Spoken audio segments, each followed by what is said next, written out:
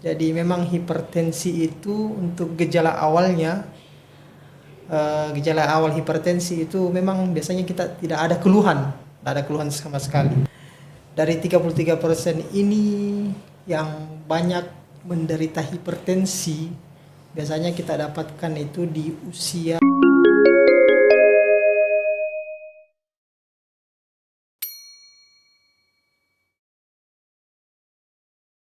Bismillah, Assalamualaikum warahmatullahi wabarakatuh. Salam, Om Swastiastu, Namo Buddhaya. Selamat datang kembali di Madiang Hospital Podcast episode 2. Kali ini ditemani dengan saya, Dr. Muhammad Taufikul Hidayat. Salam kenal. Kali ini kita akan membahas suatu tema yang sebenarnya sudah sangat umum di masyarakat, yaitu hipertensi. Mungkin saya berikan sedikit pengantar dulu tentang epidemiologi dari hipertensi atau penyebarannya di level dunia. Karena ini saya akan bacakan sedikit data dari WHO, di mana menurut data WHO yang terbaru sekitar 1,28 miliar ya, bukan juta, miliar masyarakat di seluruh dunia itu terjangkit dan hipertensi. Sementara yang terdeteksi itu kurang dari setengah atau hanya sekitar 46%. Dan ada persentase lebih sedikit lagi yaitu yang terobati atau dalam under control, yaitu hanya sekitar 42% atau jika disederhanakan hanya 1 dari 5 orang. Nah, berarti yang sisanya itu tidak terdeteksi ataupun sama sekali tidak terobati. Untuk lebih lengkapnya mungkin kita dengarkan pembukaan mengenai hipertensi dari dokter spesialis kita, Dr. Sudarman, spesialis penyakit dalam. Saya persilahkan, Dok. Ya, oke, terima kasih. Jadi untuk hipertensi sendiri, menurut data WHO memang tahun 2024 ya, itu sekitar 33% saja secara global di dunia. Itu 33% yang menderita hipertensi. Jadi orang-orang dewasa yang seluruh dunia itu sekitar 33%. Dari 33% ini yang banyak menderita hipertensi, biasanya kita dapatkan itu di usia 60 tahun ke atas. Jadi di situ paling banyak yang menderita hipertensi. Untuk yang 60 tahun ke bawah ada juga, tapi tidak sebanyak yang 60 tahun ke atas. Jadi memang penderita hipertensi menurut data WHO tahun 2024 itu yang lebih banyak itu menderita yang 60 tahun ke atas. Ya, untuk tahun 2024. Untuk 2025 sendiri belum ada data terbaru. Jadi yang terakhir itu memang 2024. Ya, ini, Dok, ada istilah yang dikenal di masyarakat ini tentang hipertensi disebut sebagai silent killer. Mungkin bisa diberikan pencerahan tentang istilah silent killer sebagai title dari hipertensi ini sebenarnya apa yang dimaksud? Oh ya. Jadi untuk silent killer ini istilahnya adalah pembunuh senyap ya. Jadi memang hipertensi itu untuk gejala awalnya biasanya kita tidak ada keluhan sama sekali.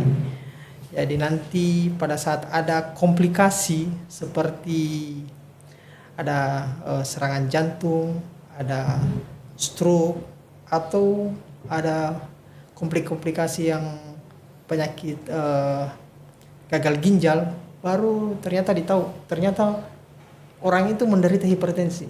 Jadi dulu dia mungkin tidak ada keluhan-keluhan apa begitu, jadi pada saat dia ada komplikasi baru ditahu, oh ini ternyata ada hipertensi yang sudah lama. Jadi memang itu hipertensi itu boleh dikatakan dia sebagai pembunuh senyap karena gejala-gejala sakit kepala, pusing, penglihatan kabur. Kalau gejala-gejala awalnya memang biasanya tidak terdeteksi. Nanti baru ada komplikasi baru didapatkan, dan itu komplikasinya sudah stage akhir semua. Jadi memang yang sudah parah. Oh, ya, jadi seperti itu ya, Dok. Jadi karena memang gejala awalnya tidak terlalu signifikan, jadi pasien-pasiennya juga terkesan meremehkan begitu. Iya, jadi dia enggak berobat, enggak kontrol ke puskesmas atau rumah sakit. Gitu. Oh iya. Jadi sebenarnya yang beresiko terkena hipertensi ini, Dok, golongan-golongan atau orang-orang yang seperti apa? Untuk yang terkena hipertensi itu semua bisa terkena hipertensi. Yang pertama biasanya orang-orang yang memang ada keturunan hipertensi, itu faktor genetik biasanya ada. Jadi orang tua yang sudah ada hipertensi biasanya anaknya itu akan kena hipertensi. Tapi tidak semuanya, hampir 80-90% pasti akan kena hipertensi. Yang kedua, orang-orang yang jarang berolahraga, terus orang-orang yang terkena obes, itu orang yang bisa terkena hipertensi sendiri. Ya.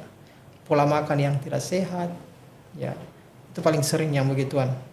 Tapi yang paling sering sih ya memang riwayat tekanan darah tinggi sama gaya hidup memang. Gaya hidup ya dok? Iya, gaya hidup memang. Terus ini dok, katanya ada anggapan bahwa prevalensi terjadinya hipertensi itu bisa dibedakan dari gender misalnya. Apakah betul itu dok? Ada orang mengatakan bahwa laki-laki lebih cenderung terkena hipertensi daripada perempuan memang. Itu memang betul biasanya, betul.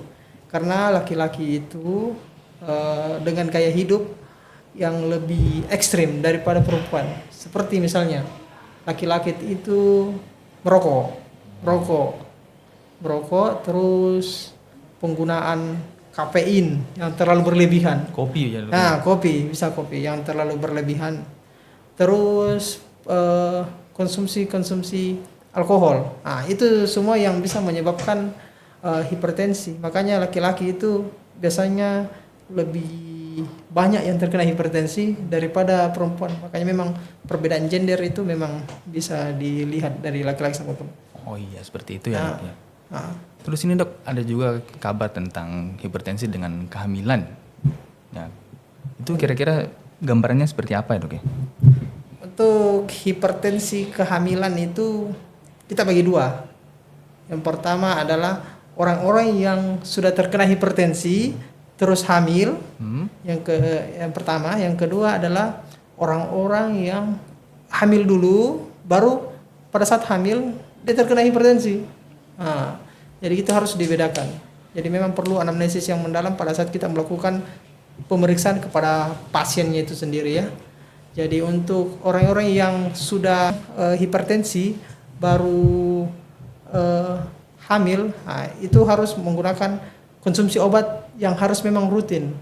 Nah, ada pun juga obat-obat yang kita gunakan pada saat dia hamil itu harus berbeda dengan pada saat sebelum hamil. Iya. Jadi ada juga orang yang memang pada saat hamil ini terkena hipertensi, tapi sebelumnya tidak terkena. Biasanya itu orang-orang yang perempuan pada usia 20 minggu paling sering. Ibu-ibu hamil yang terkena hipertensi itu paling sering di atas 20 minggu. Itu yang harus dibedakan memang yang sebelum terkena hipertensi dan pada saat dia hamil terkena hipertensi. Begitu biasanya. Begitu ya dok? Iya. Kemudian dok, ini jika hipertensinya ini misalnya tidak terobati seperti kebanyakan darah, apakah dia akan berkomplikasi nanti ke otak atau ke jantung atau ke organ yang mana gitu?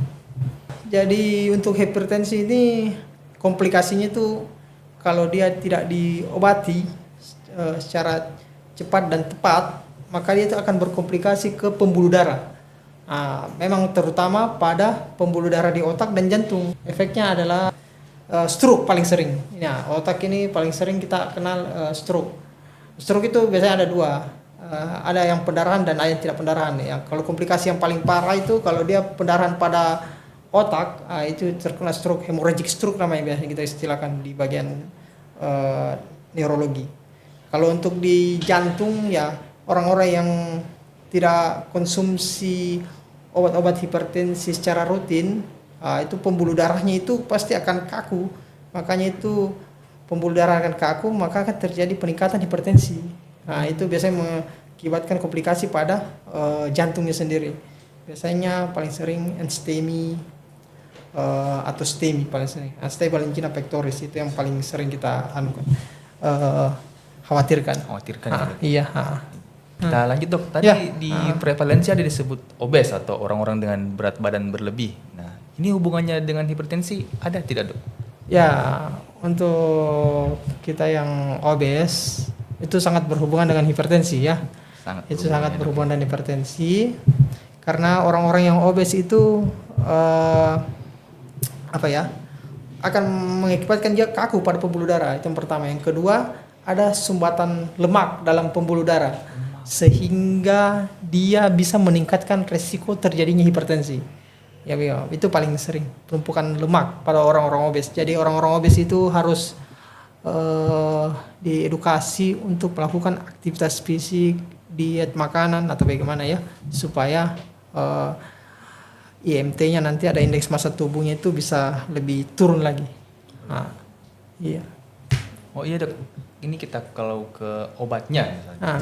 Penentuan obat hipertensinya itu prinsipnya atau pendasarannya seperti apa? Dok? Untuk obat, untuk tata laksana daripada hipertensi ini sesuai dengan guideline ya. Sesuai dengan guideline itu biasanya kita gunakan untuk orang yang pertama kali terdiagnosa hipertensi. Kita menggunakan obat-obat golongan S inhibitor namanya. S inhibitor atau ARB, angiotensin receptor blocker. Ya itu biasanya kita pakai. Biasanya di kalangan vaskes atau puskesmas atau rumah sakit yang paling sering itu adalah captopril biasanya, captopril atau lisinopril, ramipril, kandesartan ya untuk golongan ARB-nya. Itu biasanya kita gunakan satu obat hipertensi dulu. Nanti kita evaluasi sekitar seminggu atau 10 hari. Apabila tekanan darahnya tidak turun sesuai dengan target yang diinginkan, bisa kita kombinasi dengan obat golongan yang lain. Untuk golongan seperti beta blocker bisa juga, atau golongan-golongan diuretik ya, bisa begitu. Kalau selain obat tuh, misalnya dari pola hidup atau ada tidak aktivitas-aktivitas yang bisa membantu untuk menurunkan hipertensi? Kalau untuk aktivitas ya tentu yang pertama kita harus olahraga itu selain obat ya. Kita harus olahraga, bisa kayak olahraga kayak berenang, jogging juga bisa, sepeda juga bisa. Yang pertama. Yang kedua tentu pola diet. Ya, diet pola makan. Kurangi makanan yang bersifat yang garam, kayak makanan-makanan kaleng, makanan-makanan siap saji. Itu terus mentega, roti, ikan asin, telur asin. Itu yang harus dihindari, yang harus kita hindari dalam kehidupan sehari-hari. Itu yang sering. Terus apa lagi ya? Merokok. Itu merokok, alkohol.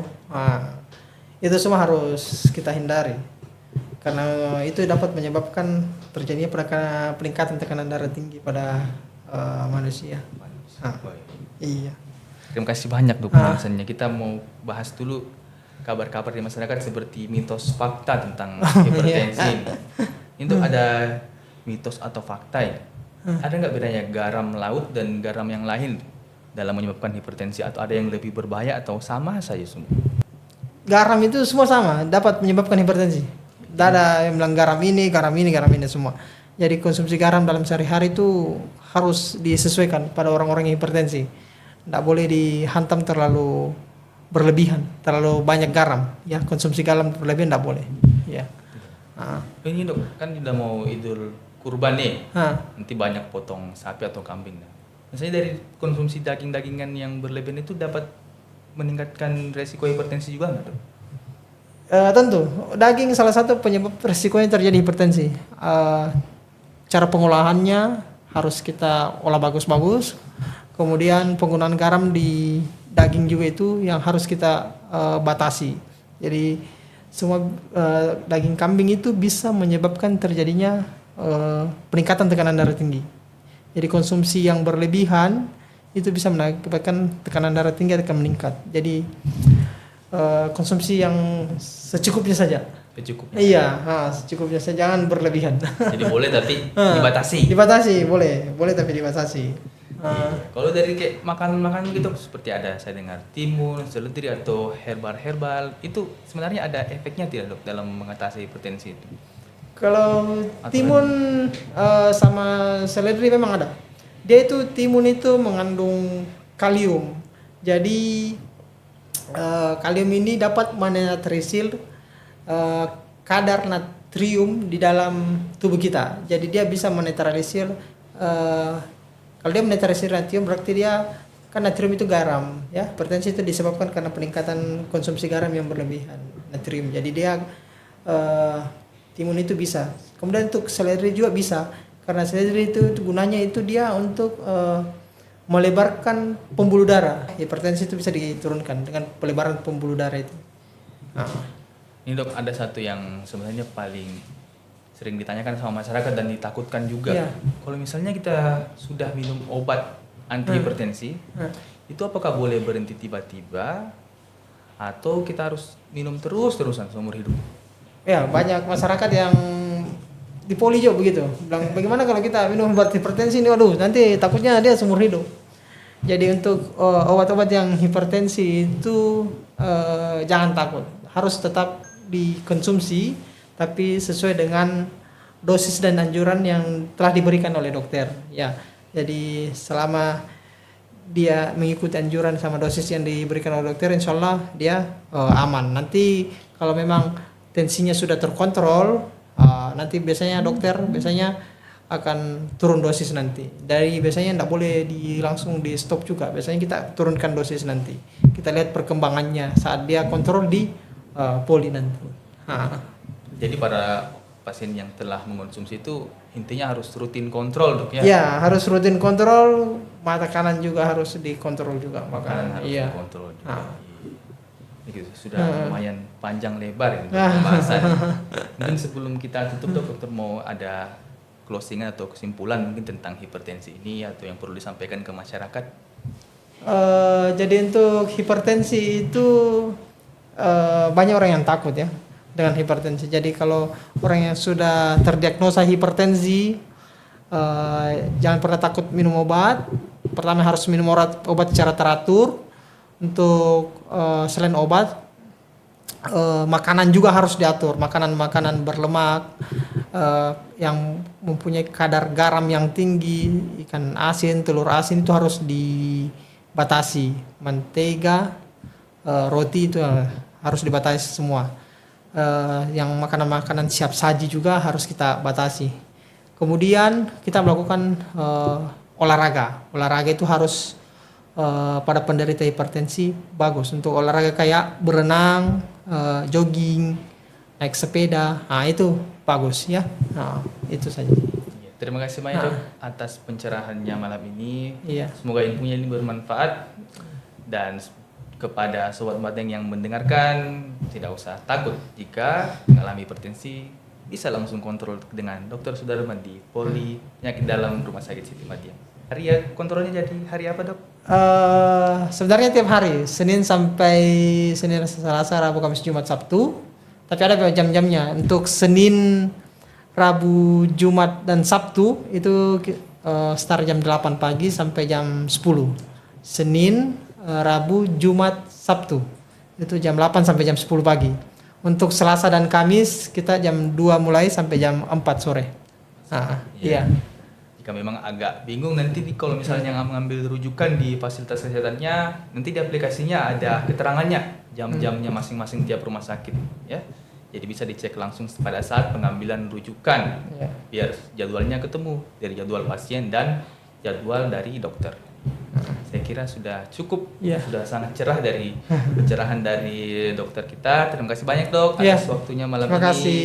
Terima kasih sobat Madiang yang telah bersedia menyempatkan waktunya untuk menonton video ini. Sampai jumpa di Madiang Hospital Podcast di episode-episode yang akan datang. Semoga Rumah Sakit Siti Madiang dapat selalu mengedukasi masyarakat tentang tema-tema kesehatan yang bermanfaat. Sekira sekian, wabillahi taufiq wal hidayah. Wassalamualaikum warahmatullahi wabarakatuh. Shalom.